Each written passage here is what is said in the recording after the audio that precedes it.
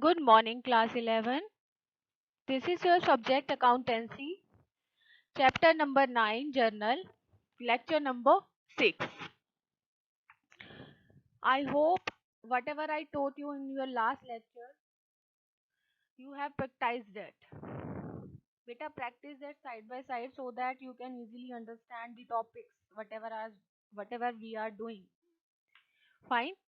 So let's start. See, here is the question number 5. Past journal entries in the books of Hari Shankar and company from the following.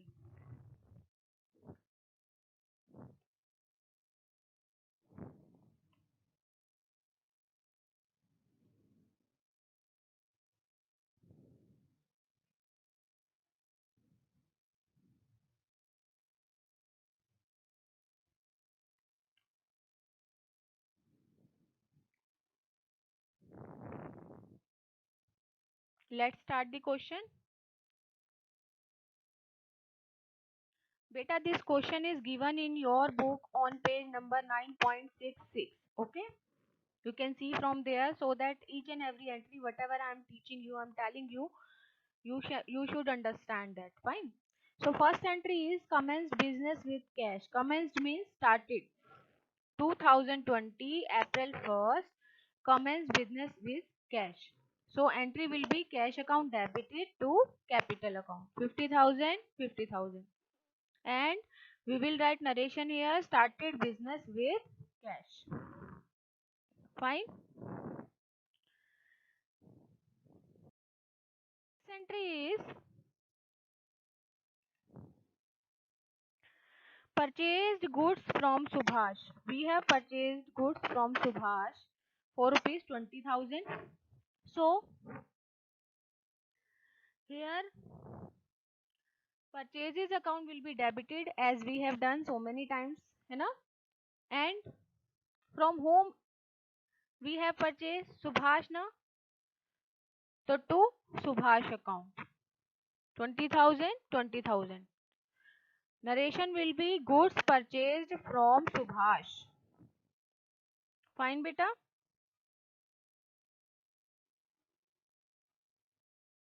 Next entry is April 4, sold goods to Ramnath. You know, purchases is debited, so sales is opposite to purchases, na? So it will be credited. And who will be debited here? Ramnath's account. Ramnath's account debited 15,000 to sales account with rupees 15,000. Goods sold to Ramnath. Narration will be goods sold to Ramnath. Fine.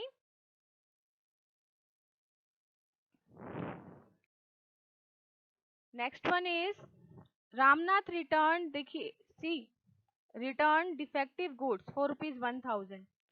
So the entry will be opposite of sales entry.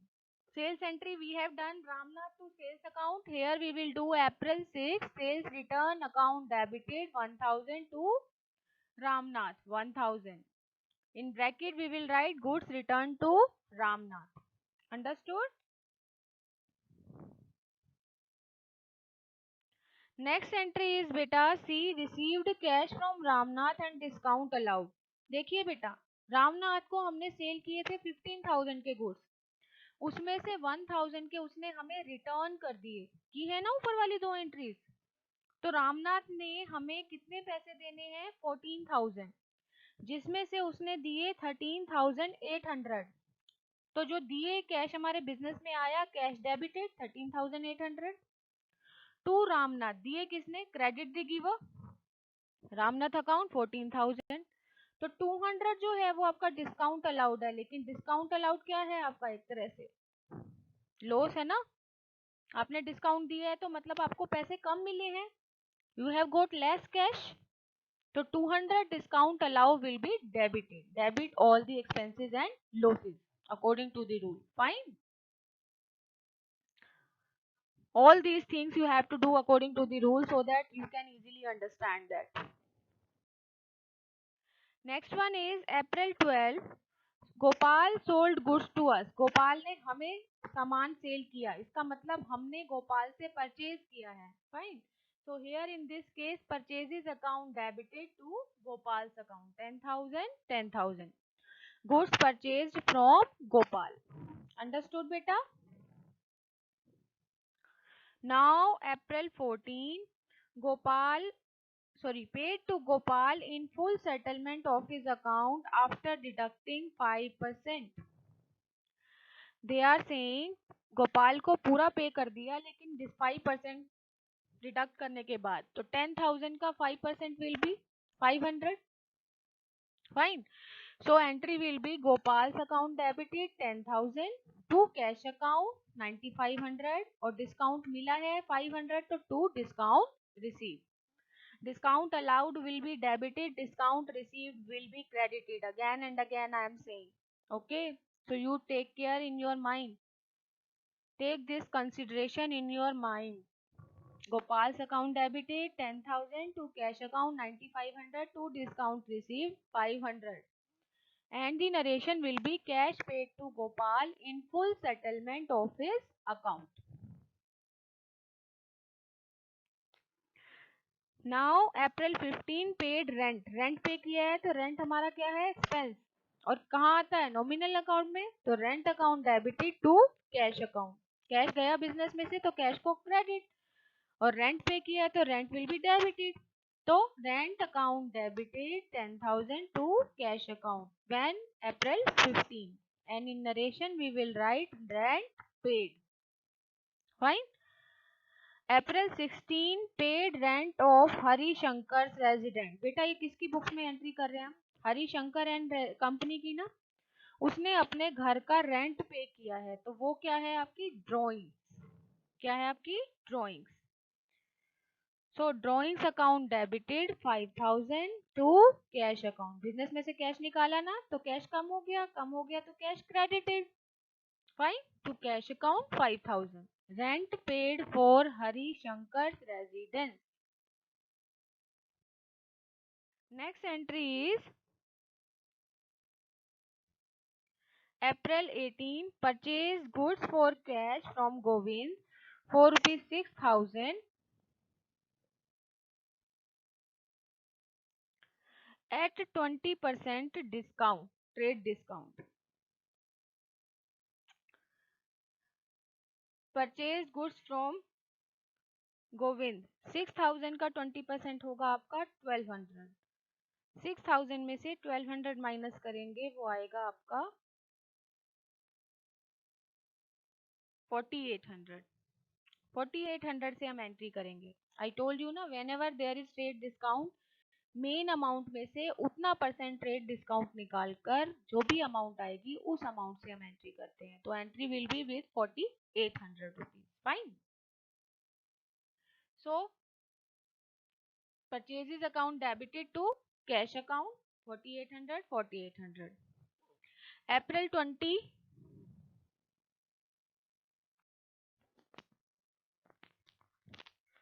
April 20th purchased goods from Govind for rupees 10,000 20% trade discount. बेटा 10,000 का 20% कितना होता है? 2,000 ना. सो 10,000 में से 2,000 minus करेंगे कितना आएगा? 8,000. So now the entry will be with rupees 8,000. Fine. So the entry will be purchases account debited to Govind. Now you see one difference. ऊपर वाली एंट्री भी हमने गोविंद से परचेज किए थे और नीचे 20th की एंट्री भी हमने गोविंद से परचेज की है. लेकिन अप्रैल 18 को तो हमने एंट्री की है purchases account debited to cash account. लेकिन अप्रैल 20th को हमने एंट्री की है purchases account debited to Govind account. ऐसा क्यों? ऊपर कैश नीचे गोविंद. ऐसा इसलिए हुआ है क्योंकि अप्रैल 18 को आपको क्लियरली मेंशन है परचेज गुड्स फॉर कैश. और मैंने आपको बताया था कि जब भी क्वेश्चन में कैश और गोविंद मतलब नाम दोनों आते हैं तो कैश आता है एंट्री में. और अगर सिर्फ नाम आता है तो नाम ही लिखेंगे एंट्री में. क्योंकि जब नेम आता है तब हम समझते हैं कि गुड्स जो है कैश में परचेज नहीं किए हैं. फाइन, अंडरस्टूड बेटे। Next entry is April 24 paid to Govind 7,850 in full settlement of his account। Govind को हमें कितना पे करना था? 8,000 ना।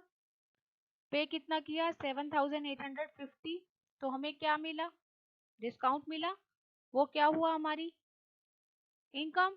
तो डिस्काउंट रिसीव्ड को हम क्या करेंगे? क्रेडिट करेंगे, isn't it? So Govind's account debited with rupees 8,000 to cash account 7,850 to discount received account 150 rupees. Fine. Paid cash to Govind in full settlement of his account. Now April 25th paid to Subhash discount received। Subhash को पे किया है और discount receive हुआ है कितना? 250। Same entry will be there. Subhash account debited to cash account to discount received account. बेटा ऊपर किया है ना हमने एंट्री। तो the narration will be cash paid to Subhash in full settlement of his account. Fine. Subhash with rupees 5,000, cash pay किया 4,750 and discount receive 250। Now see last entry is we can say combined entry। हम इसको combined entry भी बोलते हैं।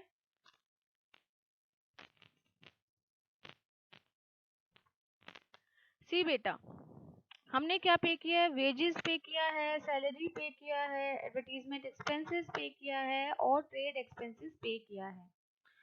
तो ये चारों expenses पे करते हैं तो हम क्या करेंगे? Wages account debit to cash, salary account debit to cash, advertisement expenses account debited to cash and trade expenses account debited to cash. But here we will do compound journal entry. हम सारों को एक साथ debited करके cash में जो जो भी टोटल आएगा, जो भी हमने दिया है, वेजेस, सैलरीज, ठीक है, कैश में उसकी अमाउंट लिख देंगे। This is called compound entry. एक साथ मिला दिया इन सारी एंट्रीज को, ज्वाइन करके लिखा। फाइन। सो अप्रैल 30th को देखिए, wages paid, wages account debited 400, salary paid, salaries account debited 4,000, advertisement expenses account debited 800 and trade expenses account debited 1,000 to cash account। हमारे बिजनेस में से कैश गया ना, तो कैश को क्रेडिट विद रुपीज 6,200। 6,200 कैसे आए? 400 plus 4,000 plus 800 plus 1,000 and narration में लिखेंगे एक्सपेंसेस पेड। अंडरस्टूड बेटा? Now total will be 1,67,000, 1,67,000। ठीक है? So you have to do entries like this and practice this question at home also. This is next question, question number 6, given on page number 9.66 in your book. You read this question.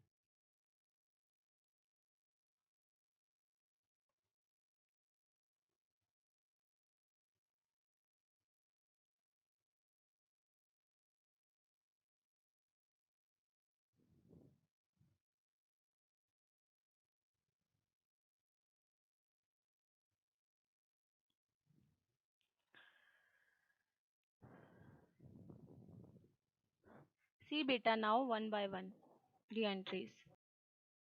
First entry is January 10, 2020.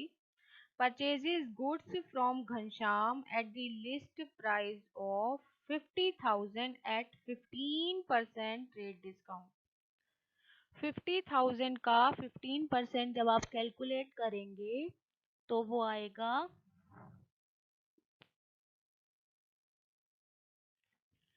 7,500। 50,000 में से 7,500 minus करेंगे तो आएगा 42,500। इस amount से हमें entry करनी है। तो now 2020 January 10 purchases account debited we know to Ghanshyam's account. 42,500, 42,500. And narration, goods purchased at 15% trade discount. Fine.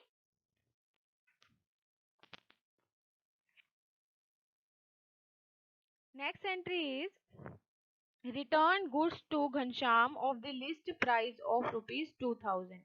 Ghanshyam को गुड्स वापस किए लिस्ट प्राइस पे. इसका मतलब जब भी लिस्ट प्राइस आता है तो आपने गुड्स लिए थे तो आपको 15% डिस्काउंट मिला था ना, तो जब वापस करेंगे तो भी 15% माइनस करके ही करेंगे. 2000 का 15% हुआ 300. 2000 में से 300 माइनस करेंगे, आपका आएगा 1700. 1700 से हम एंट्री करेंगे परचेज रिटर्न की. तो परचेजेस की एंट्री क्या थी? Purchases account debited to Ghanshyam's account. Return की एंट्री इससे अपोजिट हो जाएगी. Ghanshyam's account debited 1700 to purchases return account. Understood बेटा? And write narration as well. Goods returned to Ghanshyam deducting trade discount of 15%. Now Jan 15. Paid cash to Ghanshyam in full settlement of his account. Ghanshyam को हमने cash pay किया full settlement of his account. कितना? 40,000.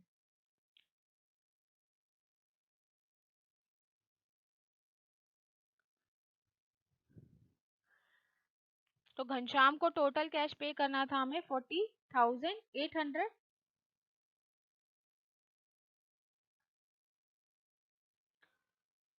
पे किया है हमने 40,000. तो discount received कितना हुआ आपका?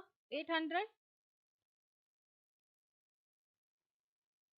तो 800 will be your discount received, cash paid to Ghanshyam in full settlement of his account.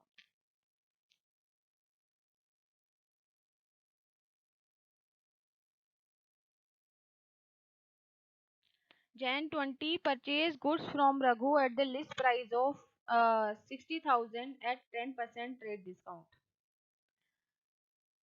बेटे 60,000 का 10% 6,000. 60,000 में से 6,000 माइनस कीजिए, 54,000 will be there. So the entry will be with rupees 54,000. ठीक है. So purchases account debited to Raghu's account. Goods purchased from Raghu at trade discount of 10%. अब रघु ने सामान वापस कर दिया है. नेक्स्ट एंट्री में देखिए, return goods to Raghu of the list. हमने रघु को सामान वापस किया है, तो परचेजेस की एंट्री क्या हो जाएगी? अपोजिट हो जाएगी. तो Jan 22, Raghu's account debited to purchase return account. Purchases return account. Fine. 4,500, 4,500. Understood?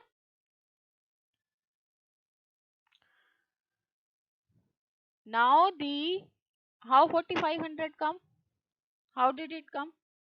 5,000 का 10%. जैसे 10% ट्रेड डिस्काउंट दिया था ना जब हमने परचेज किया था तो रघु से, तो जब हम वापस करेंगे तो भी 10% माइनस करके ही करेंगे. तो वो क्या आएगा? 5%. 5,000 का 10% 500 मीन्स 4,500. 4,500 से एंट्री हो जाएगी हमारी Raghu's account debited to purchases return account. Fine.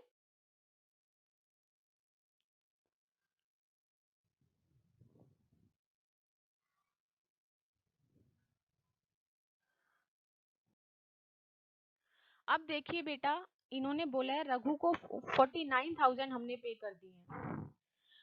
अब एक चीज बताइए, हमने रघु से सामान खरीदा था 54,000 का. अभी हमने लास्ट एंट्री की ना जनवरी 20 की, हमने वापस कर दिया 4,500 का. तो 54,000 में से 4,500 माइनस कीजिए, आपका आएगा 49,500. तो हमने रघु को पे करने हैं 49,500. ठीक है. Who is the receiver here? Raghu. तो रघु's अकाउंट डेबिटेड विद रुपीज 49,500. लेकिन हमने पे किए कितने? 49,000. It is given in the question. हमने पे करने हैं 49,500. 49,500 कहाँ से आया? 54,000 में से 4,500 माइनस किए हैं. फाइन, तो 49,500 एंट्री से एंट्री होगी to cash account 49,000 to discount received 500 will be discount received, तो हम एंट्री में कर देंगे to discount received account 500. Now cash paid to Raghu in full settlement of his account. Fine, understood this concept बेटा? जब भी trade discount होता है और लिस्ट प्राइस होता है तो आप हमेशा ट्रेड डिस्काउंट को जितने भी परसेंट हो माइनस करके और फिर एंट्री करते हैं। अगर आपने सामान रिटर्न किया है तो भी डिस्काउंट माइनस करके ही एंट्री करते हैं।